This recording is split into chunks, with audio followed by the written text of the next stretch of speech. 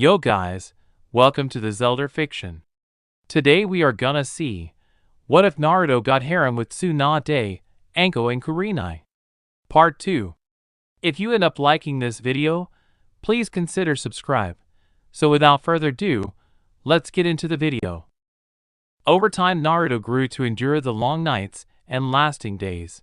But it soon came to light that another wanted to test his skills. Fox, is that pervert still out there? Yeah, but I doubt he wants to fight you. Just intrigued by our power. How about a final demonstration? How so? A little chakra can go a long way. Let's blast the tree right from out of him. Sounds like fun. Remember what I have taught you. Aim for the thickest portion of the tree. I don't wish to hurt the old pervert. Gathering chi in his palm, Naruto unleashed it at its apex and delivered a beam so bright that it temporarily blinded the Sannin. What is that kid up to? Why is the tree collapsing? Leaping from the tree to the ground, Jiraiya searched through the surrounding area for the demon's chakra signature. Damn it all, where is he? Who are you? Whirling around, Jiraiya knocked Naruto on the ground with a well-placed kick to the sternum. How did you get behind me? I don't know, I walked. Feeling very insecure at the way he was so easily tricked, Jiraiya struck up his familiar pose. I am Jiraiya, one of the Sannin. I am the lover of women and champion of the righteous. Giving a sigh, Naruto delivered a punch to the ninja's stomach. Enough with the introduction. What do you want, pervert? How do you know about that? Well, I didn't before, now I can confirm it. Again, what do you want? Jiraiya looked at the embodiment of QB. I wanted to train you, to make you stronger, so you could really satisfy those women. I don't need tips from a pervert. If that's why you're here, then leave.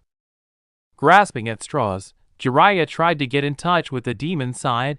I will teach you how to become the next Hokage of Konoha. Now that perked the interest of QB and Naruto. How? Well, I did teach one of the former Hokages. I know the fourth, right? Intriguing, you know so much about me. How about a little bit about yourself? I am a demon, and as such I will disembowel you if you ask further questions. Okay, glad we could get that off our chests. Let's get started, shall we? I am puzzled why someone like you would help someone like me.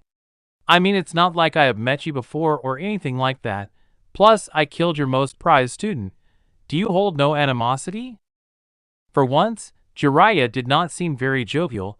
I have seen what you have done. I see what you try to shape the boy into. I cannot allow that to happen. How do you know that the boy doesn't want it himself? I know that he may be influenced by you, but there is a core of goodness in his heart.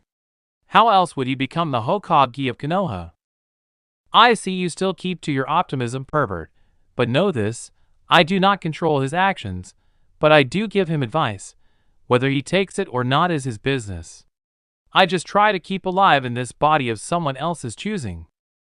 Walking away, the fox expected the pervert to follow him.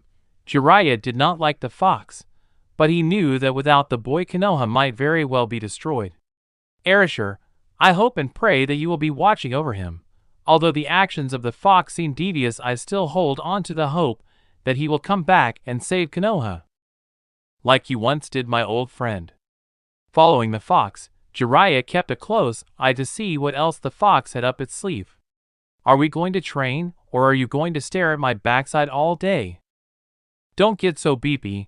Although you may be stronger than me in your true form, I can still destroy you in this form. True, but then you would destroy the boy as well, and I know that you would not want to do that. Fine, let's start off with something easy.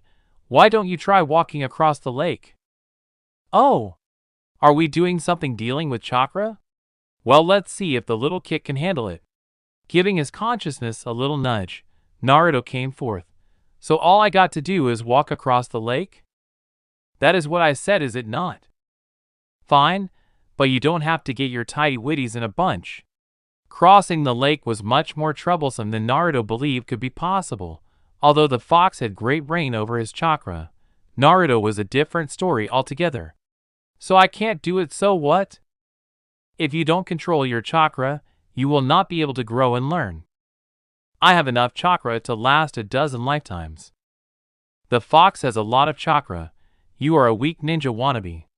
If anyone could disable the use of the demon, then you would be killed. Listening to the words postured by the pervert, Naruto couldn't help but understand how this could really hurt him in the end. Alright, how do I walk on the water? You must concentrate all your chakra on a little point, the soles of your feet. Do you understand? Nodding his head, Naruto concentrated all his chakra on his feet. Unfortunately, he concentrated too much and was blown off his feet. Oh, I forgot to mention that you should make it stick to the floor or water. Now you tell me, damn you pervert. Don't call me a pervert, call me Jiraiya-sensei. I will never call you that, Ero-senin. Slightly irritated but knowing that he was a pervert, Jiraiya took it in stride and just beat the living pulp out of Naruto instead of killing him. Okay, back to the training, concentrate the chakra and make sure to make it stick to the water. Understood, although you didn't have to hit so hard. Finally getting the hang of it, Naruto uneasily stepped onto the water and subsequently sank to the bottom. We'll work on that. Now try to concentrate more of your chakra. Too little and you won't stand on the water, too much and you will be blasted off. Finding a balance was not something that Naruto was used to. Thus it took him many hours of training just to stand on the water, let alone walk on it. You have done well with your rudimentary knowledge of chakra. Maybe you will become a ninja yet. Thank you, Ero-senin. Stop calling me that. Walking back to town, Naruto was in deep thought. What's on your mind, Kit? How do I become stronger? Follow the pervert, he'll teach you the way. Are you sure? I am sure. But all I have learned is to stand on water. All that training has been building up your chakra reserves. It is good for you. You will be able to call forth many techniques. The more chakra you have, the better. If you say so, what now? Well, the pervert had his turn, now it's mine. What do you mean? I am dead tired here. I will train your body, let me take over. But all the pain afterward? Be a man, it's not like it will last forever, it's only going to make you stronger in the end. That's what you want, isn't it? To protect those you love, right? Fine, but try to not go too overboard with it. No promises. With Naruto put into the back seat, the fox leaped through the forest and village. He was stretching his legs, delivering series upon series of spin kicks and punches into a boulder. He soon destroyed it in two. Running at the speed of a jounin, the fox trained the ninja's frail body. Making sure to eat tons of pasta, ramen, and rice, the fox soon was re-energized and took it to the next extreme. Concentrating his power into the art of summoning foxes and his kin, it soon became apparent that although he had the power, he could not call forth anything too destructive. I guess that this body still has a way to go before it is ready. Not used to being weak, the fox continued to train. Night came, and he continued with his routine. When it came time for dinner, he headed home.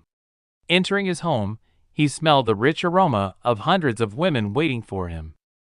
When he was finished with his extracurricular activities, the fox continued his regime and headed outside for target practice. Delivering series upon series of shurikens and kunais into a bullseye, at least I can target something from afar. It would be troublesome to attack from close quarters constantly. So the training went on and on. Days were spent with the pervert Jiraiya-sensei, and the nights were devoted to the fox. It soon became apparent to the Sannin that his student was growing immensely stronger. He will soon surpass the Chunins and Jounins of this village. The fox must be helping him, but why? Although the reasoning for the training was getting less and less important, the training itself was becoming gruesome in its intricacies. Forming numerous seals and summoning small frogs or toads, it was becoming increasingly taxing on the young ninja. What's wrong, Naruto? Are you giving up your dream to become Hokage? I will never give up. I just need a few minutes rest. Do you think a Hokage has time for rest? You must always be prepared, always be alert, and most importantly of all, always train. It seemed the days flew by, and it soon became noticeable that Naruto would be ready for the tournament in record time.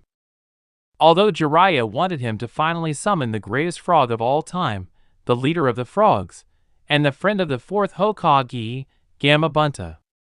What are you doing, Erosenin? Why are we going to the Great Chasm? Being deceptively silent, Jiraiya did not want to give away his secret training methods. Well, not really a secret, just a secret to Naruto. Without a second's thought, Jiraiya threw Naruto into the chasm and watched him fall to his glory or his ultimate demise. I hope you will protect him, Fox, because if you don't, then both you and him will go splat. What the heck are you doing, Erosenin? Ah. Naruto did not have too much time to think about the situation. Kid, what the hell is going on? I don't got a clue, but if we die, I'm blaming you. Don't worry about it. Just call forth the leader of the Toads. How? Now that's a good question.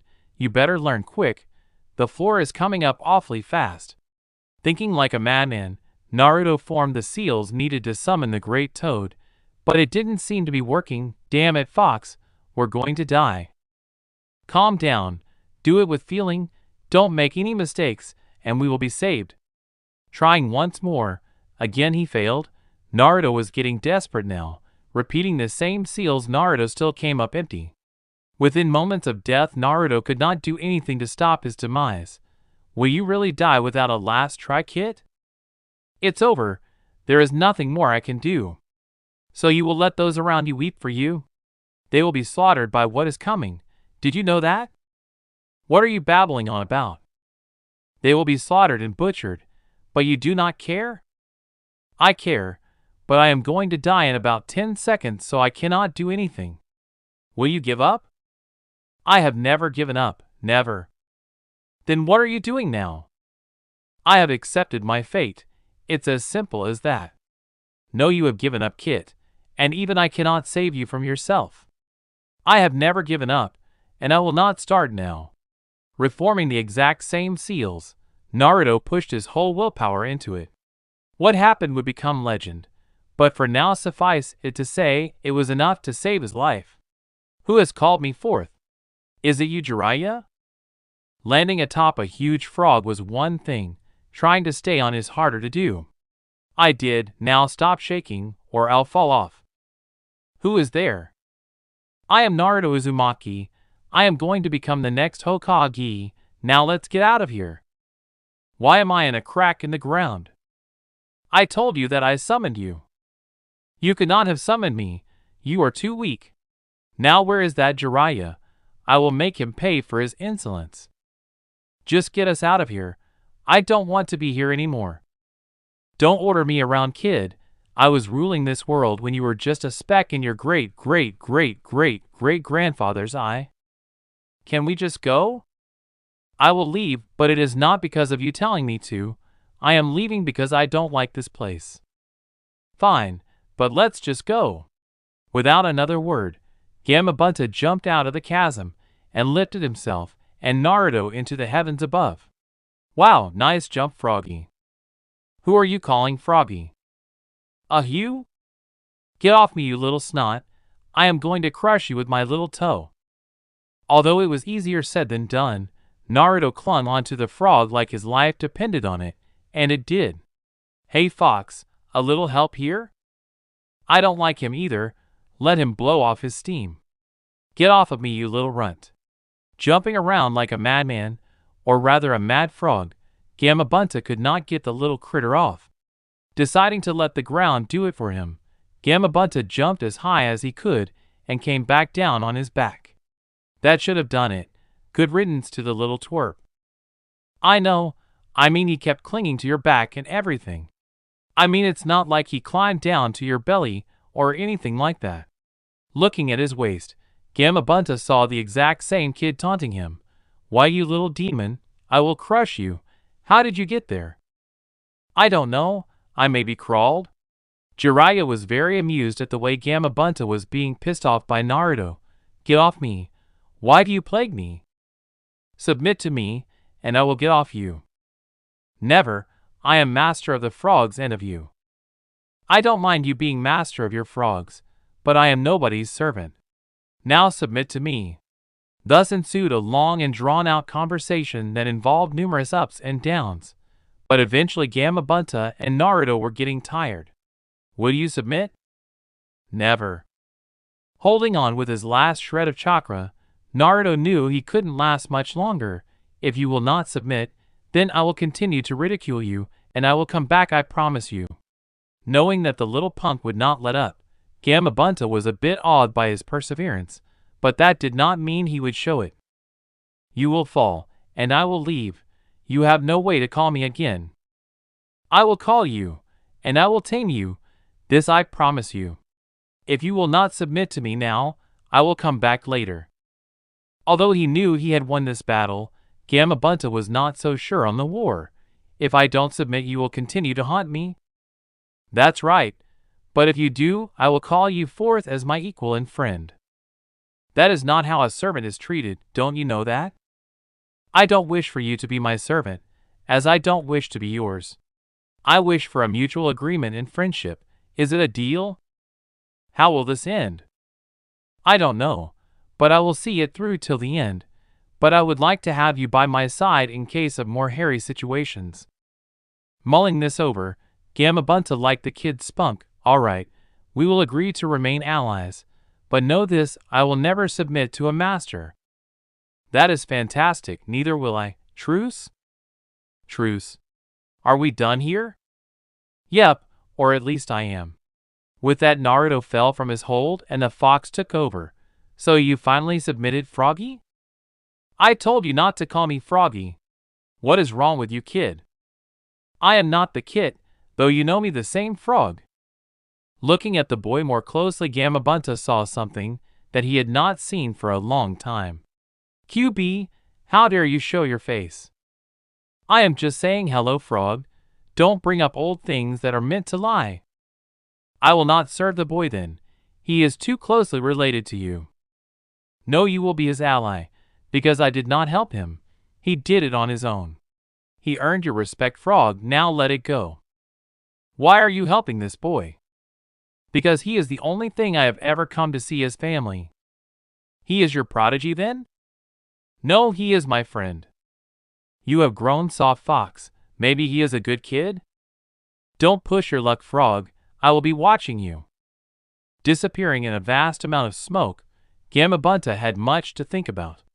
"So you did it on your own, kid. You did good." Watching the sun climb over the horizon, Naruto had much to think about, but he didn't have the time, because in a little over 8 hours, he would be competing in the tournament finals. "What's wrong, Kit? You seem a little bit edgy. Too much fun last night?" "Shut it, Fox. I am just worried about the tournament today. I mean, are we really ready?" "I don't know about you, but I am ready for anything those little pansies throw at me." "Well, you won't be the one fighting and getting your butt handed to you. I will be doing most of the work." "Don't complain now. I mean, you got rid of most of your competition. The most you have to contend with is Gaara, Shino, Sasuke, Kankuro, and Shikamaru." "Oh, if that isn't enough, don't you know that Gaara dude has a demon inside him too?" "Oh, I know, but it's a weakling compared to me. I mean, I am the QB, you know?" "Okay, how about Sasuke? I mean, he is going all out on this tournament. He really wants to kick my butt all over the stadium." "Don't worry so much about it. I mean, you are a man, aren't you?" "Fine, but if I get killed because of your arrogance, I will haunt you forever." "Hello? I am going to die with you. That is, if you die. Don't worry, it will be fine. All that training with that pervert and the late-night sessions with me, you should be able to call forth at least February 9th of my power, which is more than enough to take care of those weaklings." Still not entirely sure of himself, Naruto went downstairs for breakfast. What he found was Kurenai cooking while Anko and Kin were doing the dishes. "You know that you don't have to always cook and clean. I can do most of this stuff. You are not slaves, you know that, don't you?" Surprised by the presence of their lover, all three turned toward his voice. "I like cooking for you, Naruto. It gives me something to do." "Kurenai-sensei, don't you have to go back to work?" "We do, but in the mornings it is fun to be helpful around the house. Naruto couldn't believe he had so much love in his life, after all the times when he thought the world was out to get him. All the times when he believed that nothing would ever get better. It was a miracle that he had made it this far with the little support he had going into this thing. The fox helped a lot. Naruto knew that there was no way that he could have done it all by himself. He had so much help, but it just seemed like a dream with the way things were going. Naruto pinched himself to see if all this love was real or a figment of his imagination. When he felt the pain in his left arm, he knew it was all true. Fox, I have to thank you. This is the most love I have ever seen in my whole life. Although it is a little overwhelming, I'll take it just the same. No thanks needed, Kit. I mean, I am you, and you are me. What's good for you is good for me, understand? So let's go win one for the home team, or something like that. Filled with a resolve that he never knew he had, Naruto finished his meal in record time and started up his last training day with the pervert. What do you think he is going to make me do today? I have no clue, but it is the last day. I mean, there is no more time to do anything new. Hey kid, ready for the final test? Ready when you are Aerosenin. I mean, if you can do it, it must be easy. Shut it. Just take this key away from me and that's it. Think you can do it? I'll do it all right. And when I do, you owe me lunch. Dashing forward, Naruto used all his skill and speed to grab the key. Unfortunately, Jiraiya was a good teacher. He dodged left and right, and Naruto had no chance at ever catching him. Tired already? Never. With renewed vigor, Naruto chased after the kabuki dancer. Again, he was disappointed with how badly he was doing. What the heck is going on? He's a Sannin Kit. It's not going to be easy. Just take your time and think things through. How do I catch him? Figure it out, Kit. This is not going to be the hardest thing you are going to face in your life. Trying a new tactic, Naruto started running in a circle and closing Jiraiya in his trap. So the kid thinks he can trap me? Well, let's see how he does it.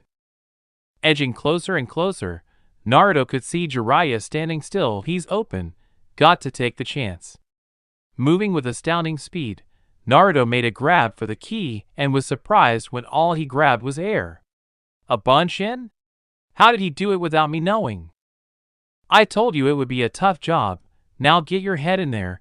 There must be a way for you to prevail. How? I can't tell you that. Just find a way. I don't want to miss lunch. Not the least bit surprised by the fox's insatiable hunger, Naruto continued his pursuit of the pervert. Where the heck is he? Racing through the trees, Naruto could not detect his chi signature. He must be around here. I mean, he can't have gotten that far away. Oi, can you go any slower? Or are you tired already, kid? Racing toward the voice, Naruto delivered a series of punches and kicks, all for naught as he delivered his punches to nothing but air. Okay, this is getting ridiculous. How the heck am I supposed to catch him? While Naruto was trying his best to catch the pervert, Jiraiya was sitting in a tree enjoying a cup of tea. Guess he's not as good as I thought he was. Is he ready for the tournament? I mean, if he can't take a key away from me, it's going to be really tough to beat a bunch of geniuses and such. Maybe I should have pushed him harder? Naruto would not let himself be beat. He formed a number of seals and created 10 copies of himself. Go find him. When you do take him down, I want that key. Just don't hurt him too much. He finally decided to use that move? Great, now I have to move a little bit quicker. He might be learning after all. Moving through the woods at dizzying speed, Jiraiya soon had covered most of the forest with traps to displace the copies. That should buy me about 10 minutes. I don't think his clones are smart enough to avoid that many traps. Soon enough, Jiraiya smelt the telltale whisper of smoke in the air. That takes care of 9 of them. I guess one was smart enough to pass by unharmed. Guess I'm running again. This continued on for over an hour. Jiraiya would set traps and Naruto's clones would be destroyed by them. Although every time it happened, less and less of the clones were destroyed, it soon became clear that the clones picked up on things as fast as their master. So now all my traps were defused, and he is coming for me. It only took him an hour to catch me. I guess I didn't train him for nothing, although I did think I gave him enough clues to find me and get me in under an hour. Erosen and I have you now. Come out and face me. Yeah, I know, but you still have to get the key from me, Naruto. That is why I brought along a couple of my friends, Erosen. Standing behind the original were 200 copies, all cracking their knuckles. Do you really think numbers matter in this game, Naruto? No, but it may help you become distracted enough so that I can reclaim the key. Without a word of warning, Naruto and company charged at the pervert. Already forming the seals in an instant, Jiraiya crushed most of the clones before they got within a foot of him. This is pathetic, Naruto. You can do better than this. I know I can. That is why I set up the ambush from all sides, Sensei. Turning around, Jiraiya was hit in the face by a punch. I see you didn't just face me straight on. You surrounded my location, but will that help you? I don't know, you tell me. I mean, do you still have the key? Looking down, Jiraiya clutched the key to his chest. Yep. I guess it didn't work. Too bad for you, Naruto. Oh, I wouldn't be so sure. I mean, I do have the key. Looking toward the youth, Jiraiya saw an exact replica of his key. That's not the really one. I won't be fooled by such childish tactics. Suit yourself, but I will find the treasure that you locked in this forest, and I will have it for myself. One of Naruto's copies raced through the woods toward the village of the Leaf. He has found the treasure already? All that time he was trailing me. It wasn't because he couldn't find me, it was because he was looking for the chest. That brat, how did he find it? I covered it with a strong gain jutsu. Only top jounins would have been able to locate it. You're bluffing, kid. You don't know where the chest is, nor do you have the key. I be waiting for you when you are ready to take the key from me. Disappearing in a cloud of smoke, Jiraiya escaped once more from the grasp of Naruto. Did you really get the key, kid? I sure hope so, because if I didn't, then what I gave him won't be as funny. Finding a secure location a few miles northeast of his previous location, Jiraiya again checked on his key. Seeing that it was safe and sound, Jiraiya leaned back into the tree. That kid was really just an amateur. To think that he believed I would give him the real key for a fake. I am not that stupid. So minutes went by and Jiraiya was confused at the time he had. Shouldn't he be tracking me down? I mean, he doesn't have the key, unless he has given up. Something the fox would do, I guess. Oh well, it's his loss. Suddenly a shout was heard. Yes, thanks for the treats, Erosen. Listening to apparent glee in his student's voice, Jiraiya rechecked his key, only to find that the key had turned into a pair of women's undergarments. That brat actually got the key? Impossible. When did he steal it? At the beginning? When he was chasing after my clones? How? You know, Jiraiya, it was a lot harder to find your treasure than take the key. I mean, anyone with half a mind could see that I had taken it. How? Well, that's my little secret, and I believe you owe me lunch. Ichiraku ramen is the best. Also, the little toys and treats you left in the chest were nice too, although they weren't my style, so I gave them away. You what? That was my entire collection. It had all my valuables in it. Don't worry so much, it was just a bunch of junk. I mean, half of it wasn't even from this century. That's the reason it was so expensive. Who did you give it to? Oh, one of my clones sent it to the Hokage's place. I believe you can pick it up there. Unless the Hokage likes all those garments and pictures. I don't see the need for you to catalog them though. I mean, it was just a bunch of photos and scrolls. You brat, that was my life's work. Now I can never finish my creation. Erosen, you truly are a pervert. Suck it up, and let's get some lunch. Walking behind the easygoing Naruto, Jiraiya felt his whole world was crashing down on him. Why did he have to give it to the old man? All my work, all those research trips, I will have to do them all again. You did good, kid. I mean, even I couldn't tell you got the key in the first couple minutes. I didn't, but he doesn't have to know that. I mean, it was purely luck that I found his secret stash. Let's just bankrupt him and get ready for the tournament. You are cold sometimes, kid. That's what I like about you. Alright, on to the ramen shop. After a horrible day for the pervert, Naruto created a massive dent on his pocketbook as well. How can you eat that much ramen? I mean, it is not humanly possible. You should be dead from overeating. I am not your normal human. Can I get another bowl? Thanks. While Jiraiya continued to see the mounting bill, Naruto was just getting started on his meal. You think we should cut him some slack and just stop now? I'm kind of full, kid. I guess if we want him to teach us anything else, it would be a good idea to stop now. Putting down his 30th bowl of ramen, Naruto nodded to his sensei and headed toward the stadium for the finals.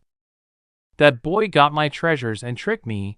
He is a surprise indeed, but darn him for leaving me with the bill. I am going to be feeling this in the morning. Thank you again. Come back anytime, Jiraiya-sama. Yeah, I'll do that. Jiraiya headed toward the stadium to watch his student perform. I wonder how long it will take him to defeat his first opponent. Wandering into the field, Naruto saw 4 of the 5 contestants he would be facing: Gaara, Kankuro, Shino, and Shikamaru. Guess Sasuke wanted to make a late entrance. He was always an attention grabber. Lining the contestants up, the referee of the match announced the matches. It seemed Gaara would be facing Sasuke, but since he wasn't here, it would be postponed. While Naruto was facing Shikamaru, which was fine with Naruto, he didn't think the strategist could come up with something that would be able to beat him. Last up would be Kankuro and Shino. Naruto really wanted to see the matchup. He knew that Kankuro was Gaara's brother, and Naruto was making love to their sister, so he wanted to see how good the 2 brothers were. Kid, I think you know how much power that Temari girl has got. They can't be much stronger, except for that Gaara kid. I mean, he seems a little unbalanced to me. I agree, I feel it too, but his killing intent should be minuscule in comparison with ours. We'll see, kid, but keep your guard up anyways. I don't want to die at the hands of a lesser demon. Sounds good to me. Okay, are we ready?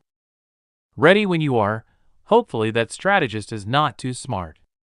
The referee called Shikamaru and Naruto toward the middle of the stadium. Okay, there is no rules. You can use whatever you want. Killing your opponent is allowed, but remember you will have to clean up the mess. Nodding their heads, Shikamaru gauged his opponent. He seems calm and collected, quite different than what he was before. What is he up to? Begin. Both opponents ran to opposing sides of the arena. Kit, I suggest we finish this quickly. The more time we give him, the more time he has to plan. It is not a good thing for him to plan. In total agreement, Naruto launched numerous kunais and shurikens at the resident genius. He is starting out quickly. How poor is his skills? Dodging with ease, Shikamaru extended his shadow. Naruto again ran toward the other side of the arena. Watch out for that shadow, kid. I don't want to be beaten by a shadow. If we stay far enough away, it should be fine. Again throwing numerous knives, Shikamaru had to let go of his jutsu. He knows enough to stay away from my shadow, but he doesn't know that I can hide in the shadow of the arena. Without this knowledge, it was easy to see why Naruto was caught in the genius's trap. Can't move, kit. He is pretty smart, using the arena's shadow to get to us, but he can't do anything from that far away. Throwing his own kunai at Naruto, Shikamaru dodged it by falling backwards. Unfortunately for Naruto, he was very close to the wall. That should finish it. With such a strong strike to the head, he won't know who the heck he is. Disengaging his jutsu, Shikamaru walked into the center of the arena. Winner is... I really liked your plan, Shikamaru, but you should know I have a strong head. Looking behind him, Shikamaru was surprised to see Naruto. What are you doing there? Well, I need to get close to you to hit you. Delivering a series of punches to the ninja, Shikamaru felt like he was being hit by a dozen men. You should be feeling the effects of my punches soon, but to give you a chance, I'll back away. Moving back, Naruto gave Shikamaru time to recover. Shikamaru again initiated his jutsu. You should have finished it when you had the chance, Naruto. Now you are in my power again. I don't think so. I mean, your jutsu is pretty weak. I mean, it doesn't take much to break it. With a display of strength that astounded Shikamaru, Naruto broke the hold of the shadow. Anything else up your sleeve, Shikamaru? Dumbfounded, Shikamaru just retreated back. He has gotten stronger, but he is beepy. I can use it to my advantage. When he had reached the trees surrounding the arena, Shikamaru went into a thinking pose. I think you should do more than think about your problems. Jumping from his hiding place, Shikamaru again was caught unawares by Naruto. How does he do that? Don't run. I mean, it is going to get boring if you don't do something. He is just playing with me. He is so powerful, he is toying with me. How did he get so strong? Are you done?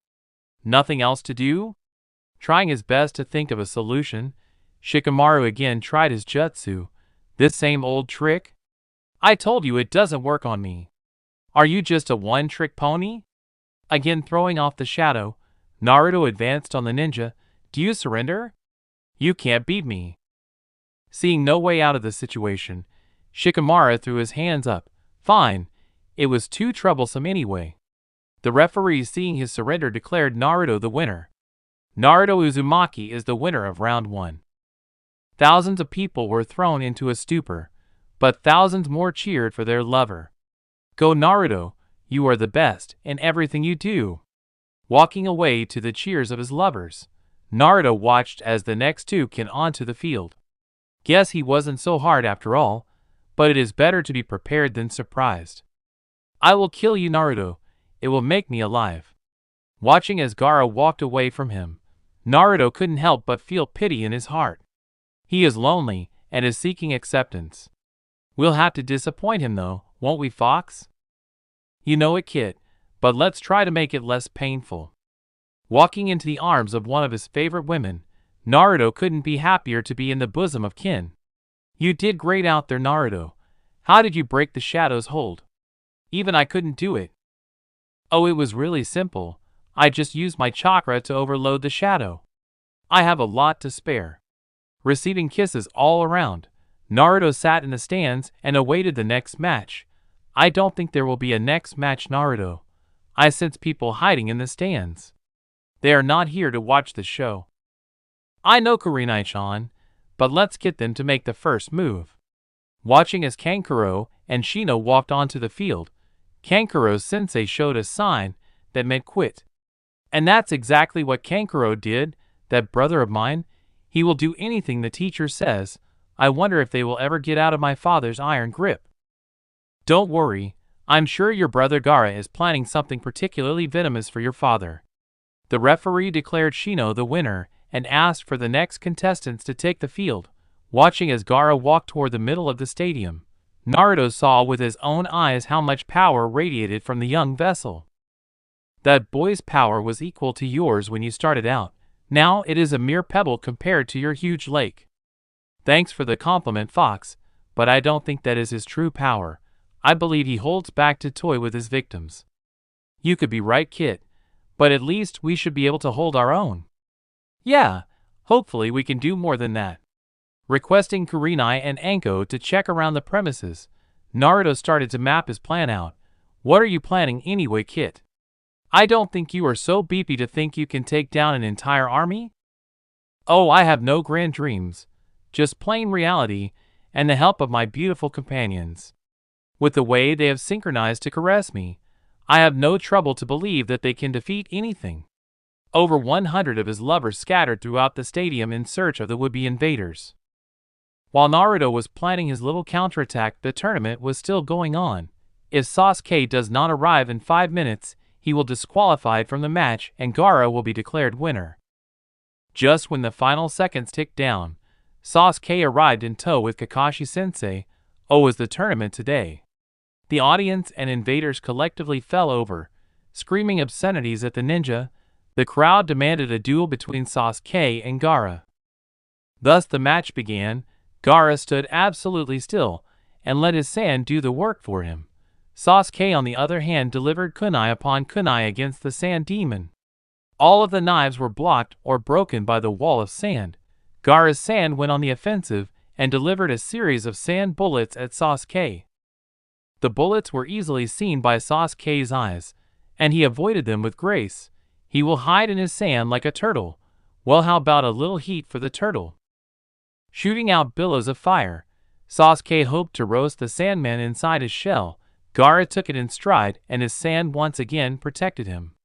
Deciding a little more direct approach would be better, Sasuke started a series of jabs and punches at incredible speeds. The sand shook and bent but didn't break under the assault.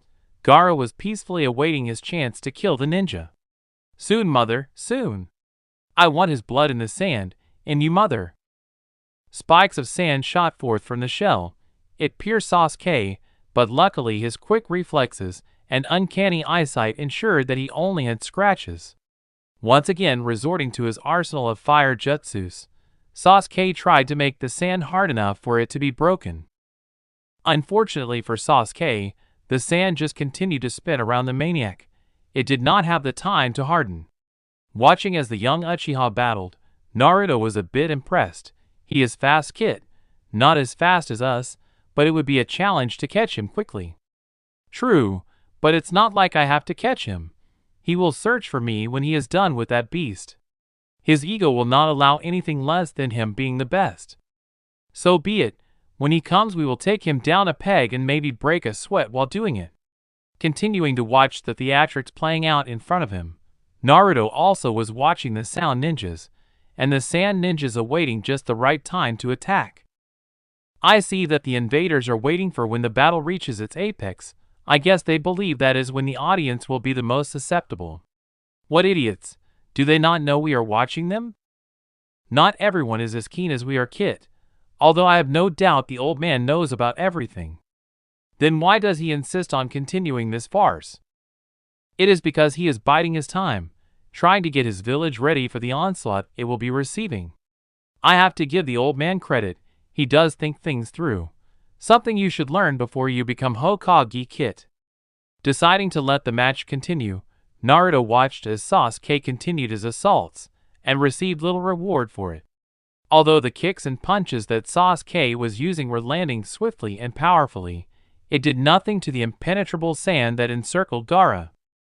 Deciding to use his trump card, Sasuke ran away from the sand demon and scaled the arena walls. Doing so needed speed and a good control of his chakra, something that Sasuke had learned to control. Forming a number of hand seals, Sasuke could be seen holding a ball of chakra in his hand. It was the Chidori. 1,000 birds were chirping in the wind, or at least that was what it sounded like. When he was ready, Sasuke plummeted down the wall and headed toward the mass of sand that was Gaara. Gaara believed the sand would stop anything from hurting him. Unfortunately for him, the Chidori was not just anything. With one mighty swing the sand was dispersed, and the Chidori crashed into his upper shoulder. Extreme pain rocked the demon. It was something he had never felt in his life, or at least not to the degree he was currently feeling. It was like a wave of electricity was coursing through his body, removing all modes of communication within his body. It seemed to shut down everything. Fortunately for Gaara, the sand not only concealed and protected, it healed as well. Within a few moments, the power coursing through his body was directed toward the ground and useless against him once again. Orochimaru and his band of sound and sand ninjas chose this moment to initiate their attack. Appearing out of thin air, the sound ninja cast a gain jutsu on the audience and put everyone to sleep, although Sakura-chan kept Naruto and the rest of his harem fine and dandy. Good work, Sakura-chan. I wanted a chance at these pansies. Blushing at the praise by her lover, Sakura watched as he launched himself at the sound. Naruto quickly worked through a number of seals, and his Kage Bushin was alive once more. With over 100 Narutos, it was a bit hard for the sound and sand to get their plans off the ground. Not to mention their bodies off the ground. With the help of Gai-sensei and Kakashi-sensei, it was a matter of minutes to decimate the ninjas in the stands. The Sandaime was having problems though. He was trapped inside with the other Kage. He was a person in disguise. Or rather a snake in disguise. None other than Orochimaru. So you knew all along? I could smell your stench. Why did you come, Orochimaru? I came for your head sensei, why else? Then why did you persist on the tournament with Sasuke and Gaara? Oh, I just wanted to see if I could use the Uchiha boy. He will come in handy. I promise to bring him back and show him your dead body. What makes you think you can do that? Forming a number of seals that most people would be hard-pressed to follow, the Hokage of Konoha disabled his former student. Did you really think a knife would defeat me, Orochimaru? No, I expected a bit better out of you, Sarutobi-sensei. Now how about we do this? I have no qualms, but don't forget you asked for it. Going through another series of hand seals, the Hokage assaulted the imposter Kazekage with the tiles off the roof. Orochimaru easily avoided the mess and jumped into the air with a series of hand seals that produced a snake from his mouth. The snake latched onto the Hokage and dug in deep. What a weak old fool you are, so easily entangled in a simple jutsu. Shows how weak you have gotten. The mass that was the Hokage soon formed into a puddle of mud, a replacement? Standing right next to the imposter, Sarutobi made the very tiles into a river of mud and sent Orochimaru tumbling down the roof. This is pathetic, old man. Can't you do better than this? Forming a dragon's head, it launched mounds of mud at the former student, billowing out fire from his lungs. The Hokage lit the balls and watched as his student was roasted alive. Pathetic, these petty attacks will not kill me, sensei. Have you really underestimated me that much? You were always the most disagreeable. Don't say that when the others were worse than me. Deciding to get serious, both Orochimaru and the Hokage expanded their chakra, and the others watched in awe as it formed cracks underneath their feet. The old man still got a lot of power in him. Don't you think so, Kit? I guess, but shouldn't we worry about other matters? I guess, but I wanted to see who would win. Of course the old man, that snake bastard doesn't have a chance. Jumping away, Naruto offered a prayer for his favorite old man. Be safe, old geezer. I don't want your spot just yet. Back to the action, Orochimaru and Sarutobi were both ready. Running toward each other, they launched their attacks. Sarutobi grabbed a shuriken from his pouch and threw it forward.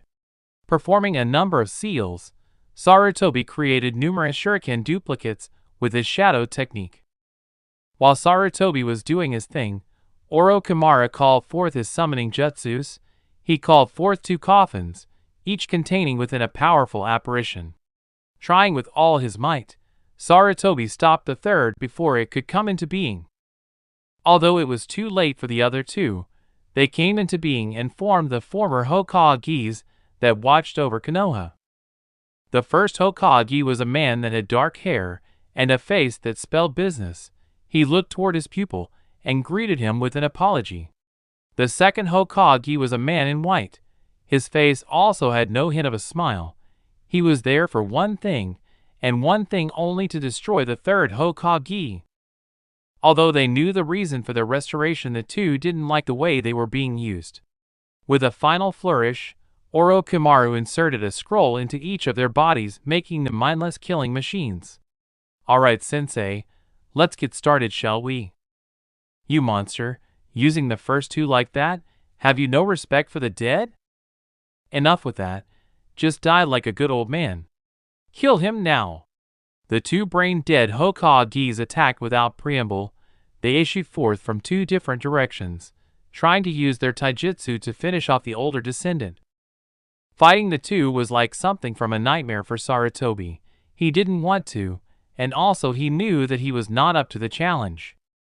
The battle continued on, and the menace Orochimaru just watched with amused silence. The third Hokage battled the other 2 and tried to get them to separate. He utilized a number of jutsus, but they had counters for them. Issuing forth a molten flow of dragon fire, Sarutobi hoped to char the 2 into cinders. The second just calmly and efficiently placed a 40-foot wall of water that blocked out the fire. It was something the newest Hokage had never seen for a dozen decades. I had forgotten that he was so prevalent in the water jutsus. I guess it was to be expected. They were the best in their time. Forming another set of seals, the second shot forth a wave of water to bury Sarutobi. With a fervent pace, Sarutobi combined seals and formed a mud wall that blocked the flow of water and saved his very life. While the third Hokage was trying to stay alive, Naruto and his companions went in search of Sasuke.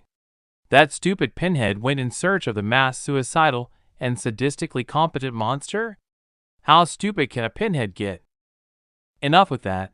Let's just find him so we can tell him that Kit. Shaking his head in wonderment, Naruto went in search of his teammate. Flashback. Let's go, Gaara. We can't stay here. Kill him! Kill him! The boy could not let his grudge pass. He wanted the Uchiha heir to quench his bloodlust. Unfortunately for Gaara, he didn't have the energy and collapsed. Kankuro carried his sleeping brother out of the arena. Where do you think you're going? Away from here. Are you coming to Mari? I am staying with Naruto-kun. Fine, stay with the brat, but don't ever show your face in the sand village again. Leaping away, Kankuro didn't look back to see that both Shino and Sasuke followed him. Damn, that student of yours, Kakashi. What is wrong with him? He's proud and arrogant. That jutsu won't help him any either. Then why the heck did you teach it to him? I thought it would be good for him, guy. But it wasn't. He's not like me. Not everything, at least.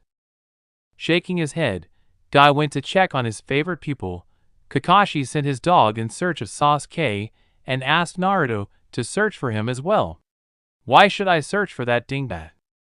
He is your teammate. Don't forget that with all those winches around you.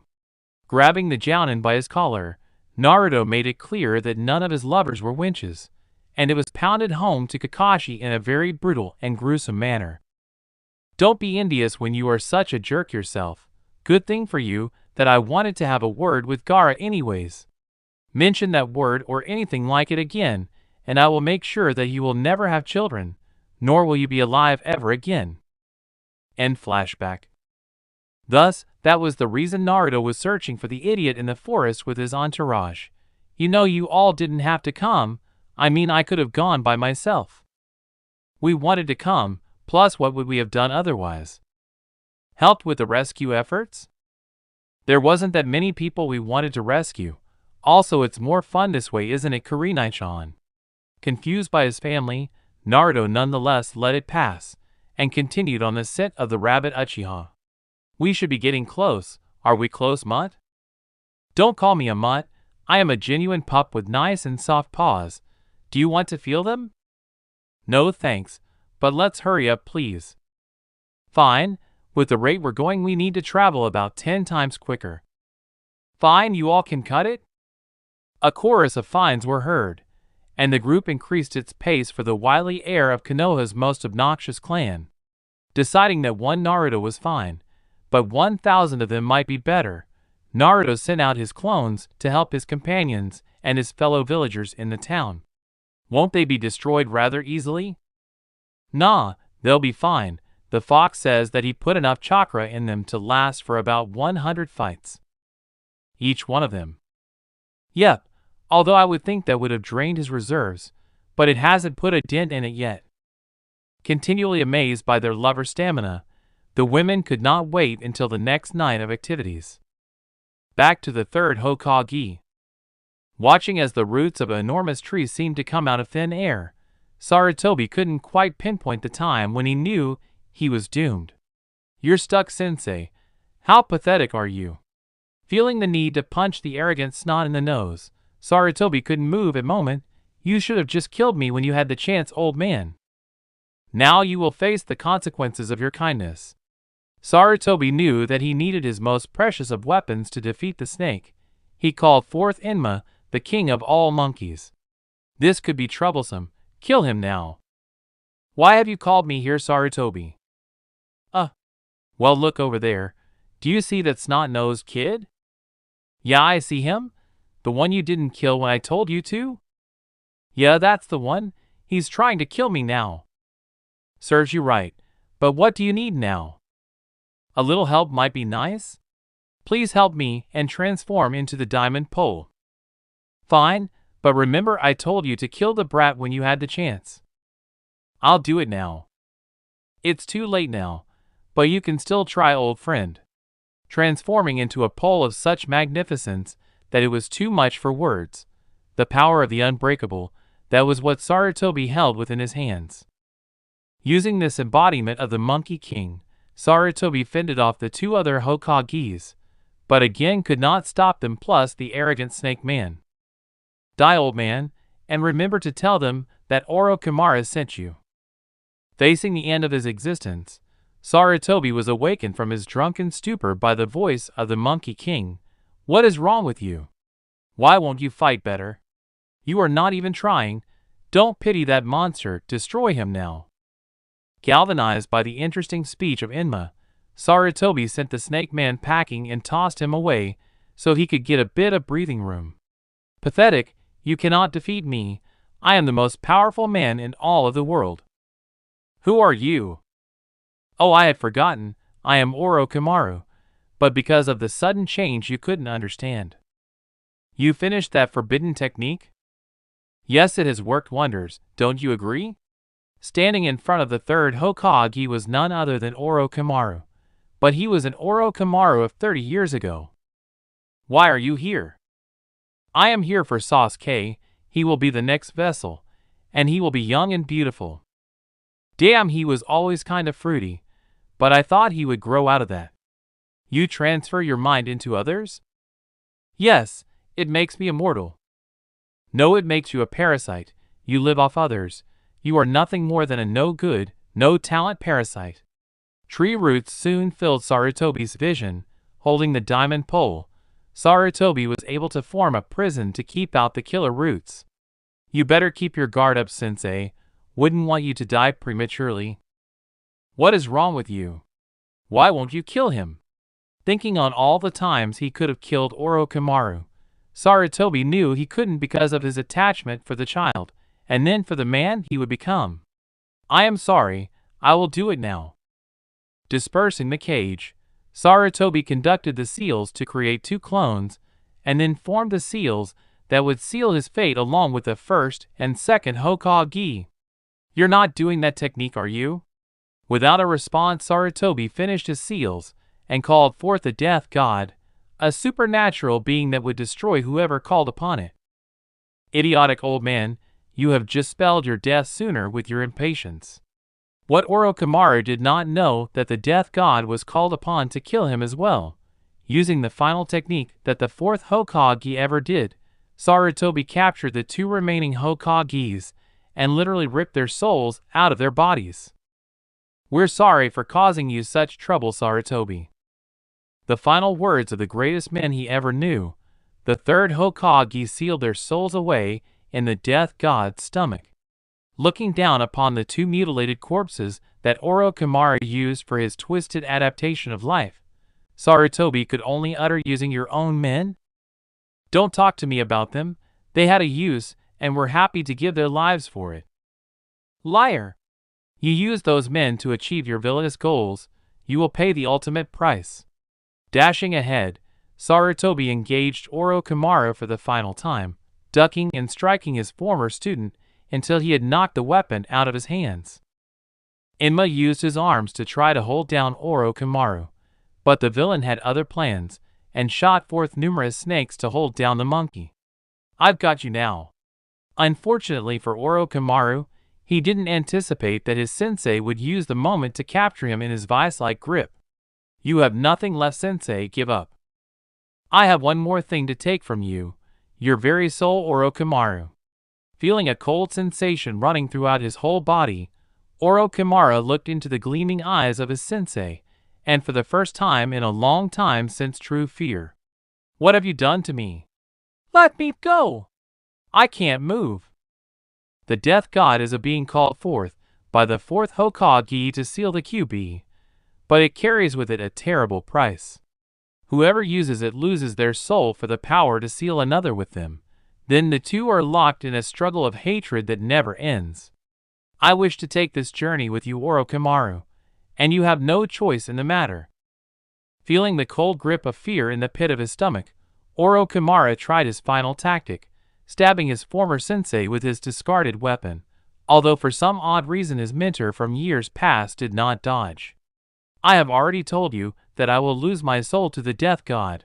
Why would I need to dodge? Enma was trying to keep the blade from going further into his master's chest, but it was awfully hard to do when you were being held down by a bunch of snakes. Feeling the life slipping away from his body, Orochimaru continued his efforts to make the old man release him and die. With the fate of the duel hanging in the balance, Orochimaru had nothing to do but continue to drive the sword further into his old mentor. Back with Naruto and Co. Naruto and his gang of powerful women were trying to catch up to Sasuke, who seemed to believe that he could kill Gaara. How much further, dog? Don't bug me, Fox. We will get there when we get there. I don't know how long it will be. Racing through the trees, Naruto had lots of time to think on his current situation. He had a whole town full of women who loved him. What else could he want? I don't know, how about that shiny new title? Something along the lines of Hokage of Konoha. Shut it, Fox. I want it badly. But it doesn't mean that I want it at the expense of the old geezer. Hopefully he's alright. I don't know, that Orochimaru is pretty tough. He scared you out of your boots last time. Hey, I didn't see you all happy and jolly against him. I was the one who saved our lives back there, wimp. At least I didn't freeze in terror at his mere presence. Enough? I don't want to talk about the freak. Okay, how about a new topic? Like, what are we going to do when we catch up with the genius and freak of nature? Great, from one freak to another. I don't know, I guess we'll just beat his face in like always. I mean, it's not like I have a plan or anything like that. While Naruto was busy milling things over, his companions were sensing a large amount of chakra in front of him. Naruto-kun, I think Sasuke is in front of us. Really? How do you know, Temari-chan? I can feel the chakra. It is my brother's, there is no doubt about it. Shaking his head, Naruto knew he would have to save the genius from the freak. Great, another rescue mission. I am getting tired of it. Picking up speed, the dog, the women of Konoha, and the most powerful thing to come to Konoha broke through the remaining foliage and discovered the heir to the Uchiha clan doing battle with the monster from the Sand Country. So he is holding his own. Told you we were close, Kit. Yeah, but it looks like he is going to get killed. True to his word, Sasuke was being manhandled in the last few swipes of the battle. Down and tired, Sasuke could not stop the monster named Gaara as he hurtled toward him and went in for the killing blow. Might want to save him now, Kit, unless you like seeing red on the trees. Deciding that he didn't want the boy's death on his conscience, Naruto intervened and kicked the offending demon away from the genius. Stay away, Gaara. I don't want to have to kill you. You? I will kill you, and then I will kill all those around you. Watching as the freak continued to grow and become even more hideous, Temari could not contain her fear that her own brother would kill her lover. Be careful, Naruto-kun, he is very powerful when he completes his true form. I understand, Temari-chan, but I can't let him get away with killing Sasuke, no matter how much I hate the guy's guts. Performing a number of familiar seals, Naruto called forth his clones once again. Attack! With practiced ease, the clones attacked as one and pushed the monster away from their original and his lovers. Okay, one of you take care of Sasuke, the rest of you take down that sand monster. Carrying Sasuke to an area far away, the clone looked back to see his master performing more complicated seals. What are you planning, Naruto? I don't know quite yet, Kurenai-chan. Are you going to kill the boy? I might have to, Anko, but I don't want to. Any of you girls have an idea? The women conjured up a plan. How about we overpower him? Use all of our most powerful jutsus at once? Sounds good, Tenten, but aren't your most powerful techniques killing moves? Yeah, forgot about that. How about our submissive moves? The ones we use when we had to tie you to the bed and have our way with you. Which I want to do once we're done with this. Is that all you think about, Anko? Don't act so high and mighty, Kurenai. I know you want to have your fun too. Of course, but I never say it out loud. You just did, Kurenai. Deciding to intervene before he lost a lover, Naruto nodded his head, and the rest of the girls formed seals at a record pace. Remember, When I give the signal, throw everything you got at him. Alright, 1, 2, 3. Now! Numerous jutsus were launched at the sand demon, all hitting him squarely in the chest. He was knocked back to the very edge of the forest. Did we do it? I don't think so, Sakura-chan, but he seems really angry now. Unfortunately, Naruto was right. The jutsus didn't cause any major damage. It just made Gaara all that more mad. How dare they? I will kill them all. Closing his eyes, Gaara unleashed the monster within, and the demon was more than obliged to help the young child. Within a matter of minutes, Naruto's clones were poofed out of existence. Okay, I think we have got a major problem on our hands. That's the understatement of the year, Kit. What are we going to do? And in true Naruto fashion, he yelled some rather fine obscenities to make any fisherman blush. Looking up at the beast who was once a boy, Naruto could not help but feel a little sorry for the kid. Oi. Don't get sentimental on me, Kit. We have to beat that thing. I know, but how the heck are we going to get all the way up there to kick his ass? Unfortunately for Naruto, he wasn't given much time. Gaara unleashed his favorite move. I will make you pay. I will make you pay. Sand was collecting around Naruto, and it was getting hard for the young ninja to move around. Kid, you better do something quick, or we're going to be crushed by the sand. I know, got any ideas? Call forth the old toad. Maybe he can take on the big freak? Gamabunta? Is there another old toad I don't know about? Going through the seals quickly, Naruto was racing against the clock, or more accurately the sand. Now die, desert funeral. Summoning no jutsu, appearing from a brilliant cloud of smoke, was a huge frog that stood toe-to-toe as large as the sand beast. Good work, kid, though I don't know if you should cut it that close again. I literally saw my life flash before my eyes. Or rather your eyes. There were some fun times though. Stop being perverted, and let's just do this. Fine, though I don't think the froggy will want to do what you say. And why not? I thought I was his subordinate. I mean, don't bosses protect their subordinates? You'll see, Kit, you'll see. What the heck? Looking around, Gamabunta did not like what he saw. Shikaku of the sand? What the heck is he doing here? Feeling a presence on top of his head, Gamabunta looked up and found to his dismay the fox there. What the heck are you doing up there? I called you to help me, so fight with me, boss. Nope. Falling over backwards with surprise, Naruto demanded the reason why. I am your subordinate, you are my boss. Aren't bosses supposed to protect their servants? It's in your moral code, right? It is, but we haven't even had a drink yet. What? I'm not even over 20 yet. I can't drink sake. Just then a small frog popped out of thin air. Don't be like that, Pops. He's a good guy. Very interesting. Huh? Pops? And who are you? Gamakichi, what are you doing here? Oh, I just came out to play, Pops. But that bully tried to pick on me, and this guy fought him equally. What did you say? Gamabunta did not like having his kids picked on. This guy saved me. When did that happen? I don't even know you. Naruto was trying to remember when he had saved a small frog wearing a coat like a person. Kid, don't worry about it. Might have been one of the clones. Either way, it looks like Gamabunta is willing to help us. I see. Alright, kid. I officially accept you as my subordinate. Now I will show you how the moral code works in this world. Staring down the big sand raccoon, Gamabunta let one last remark out. You will pay for what you did. You flunky. With a strong push, the frog was off and running toward the sand beast. Naruto and Gamakichi were just trying to stay on the big frog, moving at speeds that didn't seem all that fast for a big frog, but were near supersonic for Naruto. They soon caught up to Shikaku, and Gamabunta tried to slice one of Shikaku's arms off. He succeeded, but unfortunately lost his sword in the process. Damn him, he's as heavy as can be. It took all my strength just to cut his arm off. Uzumaki Naruto, this is interesting. Getting very interesting.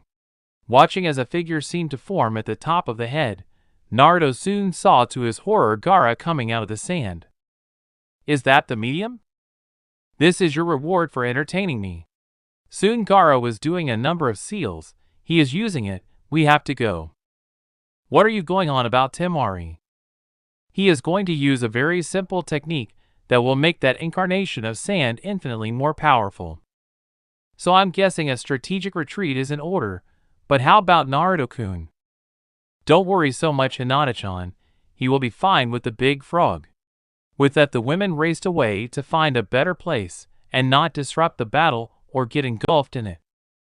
What's going on, boss? The medium is the person who is possessed by the incarnation of sand. That beast there, that raccoon, is one of the most destructive of the group. Looking closely, Gamabunta saw circles around Gaara's eyes. Sleep deprivation is common, because if the medium falls asleep, then he will lose a part of himself/herself each time. The beast consumes the medium's identity until they are left as shells of their former selves. Tanuki Nairi no Jutsu. With that, Gaara had fallen asleep. When the medium falls asleep, the incarnation of sand can fully enter into our world. He will become much stronger. Yes. I am finally out here. Seems kind of funky to me. Don't laugh at the big sand monster, please.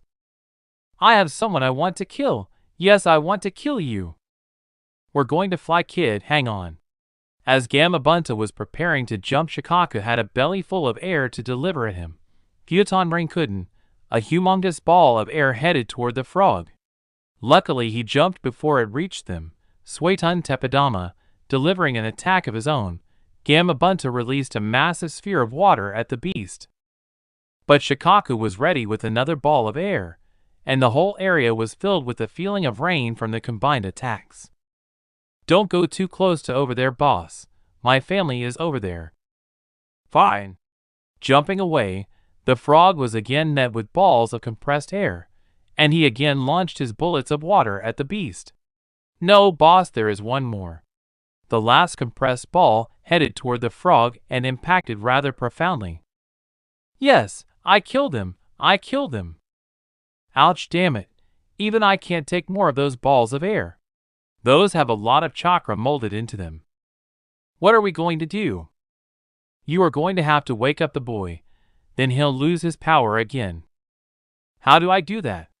Delivering a cascade of water onto the beast, Gamabunta was trying to conceal his real actions. Grabbing the beast, Gamabunta told Naruto to hit the boy. Unfortunately for Naruto, Gamabunta was easily thrown off. Hey boss, I need more time than that. You have to hold on to him. I am a frog. I don't have any claws or teeth to hold onto him with. Then what are we going to do?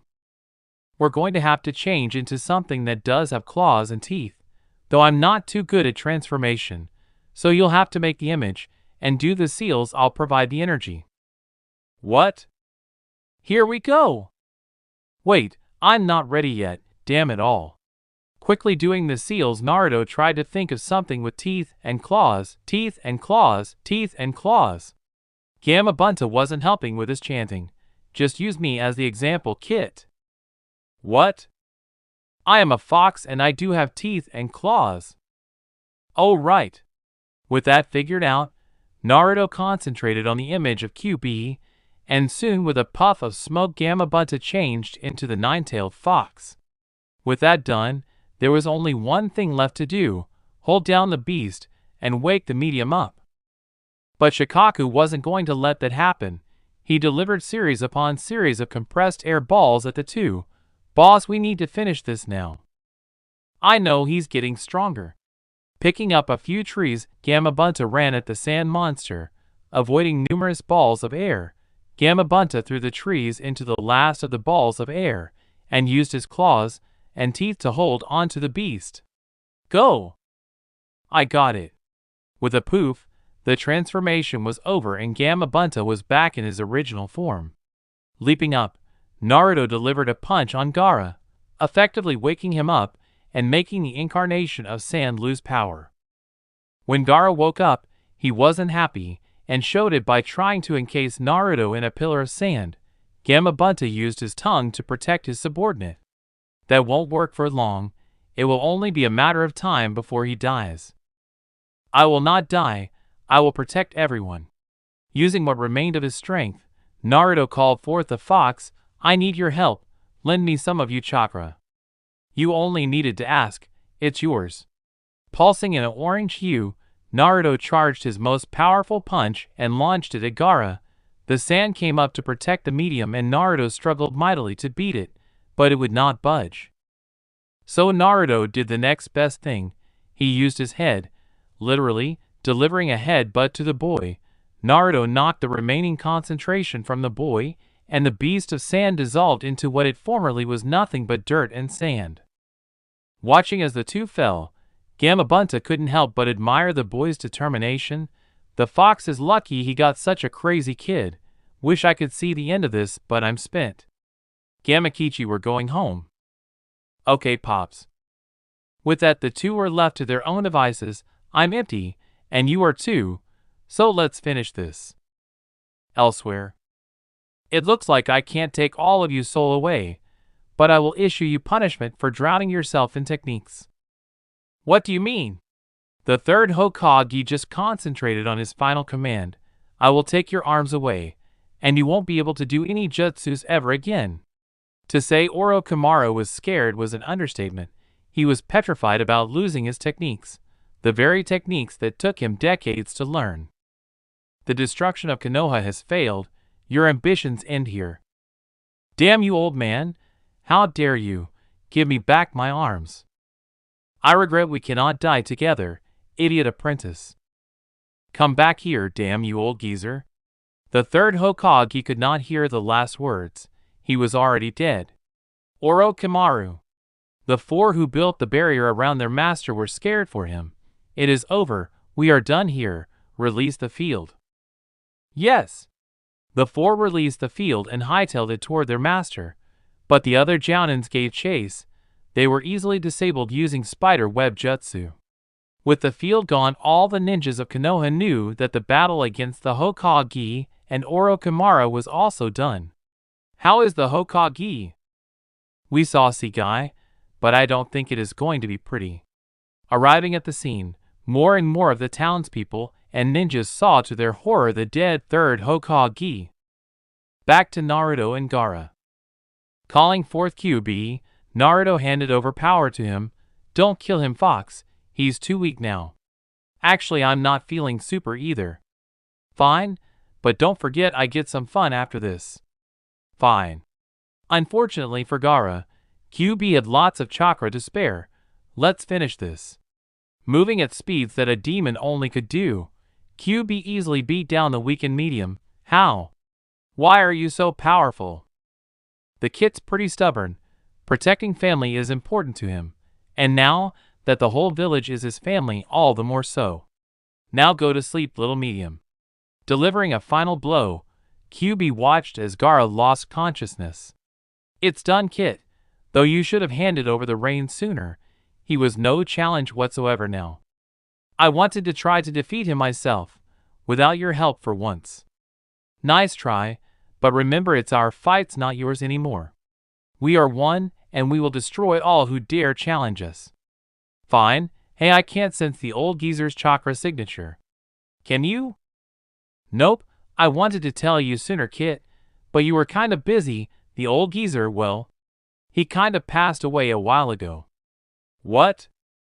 Yeah, it wasn't pretty, but that snake man got him good, though from the looks of it, the old geezer took the guy's arms away.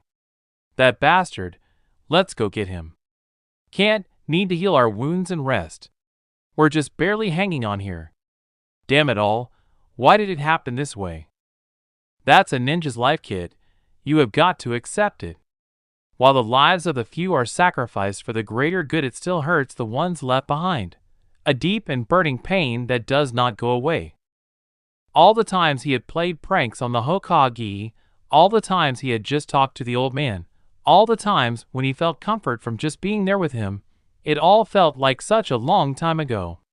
Naruto couldn't remember when he had felt so much pain inside. It's alright, Kit. There is no need to be embarrassed, you can cry. I am trying, but it just won't come. I don't understand. Am I a monster? No, it just hasn't sank in yet. That is all. The tears will come. but it will be alright. Remember the promise you made? To always protect the ones I love? Yes, it is something that can never be taken away, not even by the snake of a man Orochimaru. And don't forget you have me to back it up with. I will always fight for the lives that you and I hold dear. Remember this always, Naruto. I know, Fox, I know, but it still hurts inside. I know, Kit, but that will also fade in time, though it will never go away.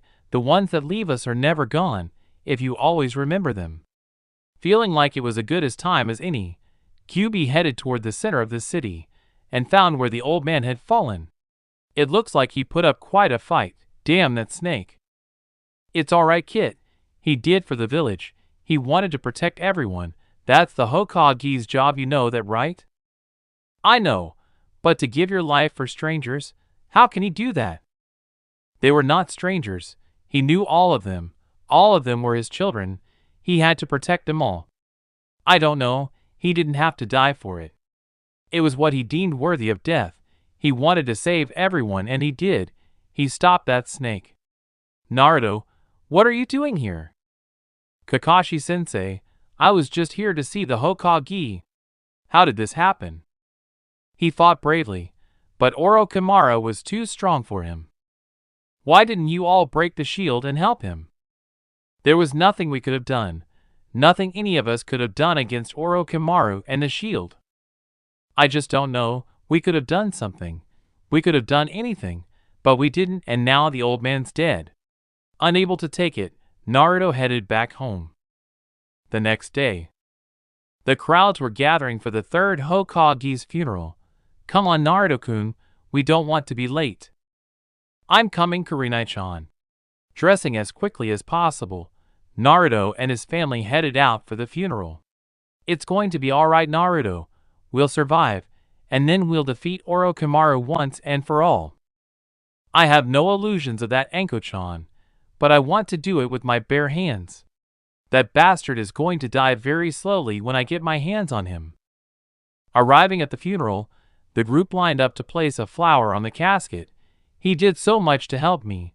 Even though I wasn't his son, I sure felt like it sometimes. He believed in you, Kit. Let's just leave it at that. I still can't believe I am doing this. Placing a flower on the old man's casket.